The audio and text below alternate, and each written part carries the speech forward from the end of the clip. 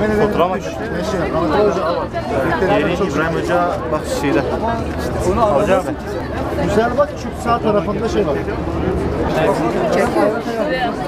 Görebildiniz mi? Ördekini. Buza söyle 8. Küçük işte benekler, küçük benekler. Baktığında O küçük nokta dediğiniz kaç tane dünya boyunda biliyor musunuz? O minicik nokta.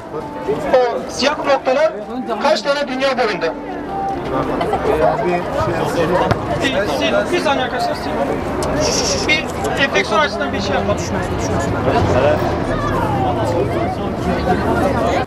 Taton Atatürk Lisesi olarak okulumuzun bünyesinde açmış olduğumuz Astronomi ve Uzay Gözlem Kulübü çalışması etkinliğinde astronomi şöleni düzenledik. Bu şölen çerçevesinde protokol olarak ilçemizin Milli Eğitim Müdürü, Sayın Okul Müdürümüz, Van Gölü Aktivistleri Derneği üyeleri ve Bitlis Eren Üniversitesi Sağlık Bilimleri Fakültesi Doktor Cihan Önen hocamızla birlikte şölenimizi başlattık.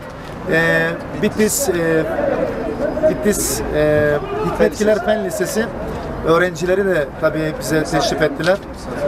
Okulumuzun bahçesinde güneş gözlemi yaptık.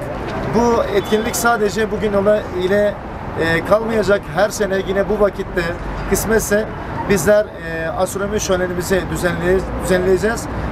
Belli zamanlarda gözüküyor. Ayı da gözlemleyecek miyiz? Yok, ay için vaktimiz yok. Ay gece ancak. Ancak gece olur. Gece, Kim hangi öğrenci net problem? İbrahim hocam.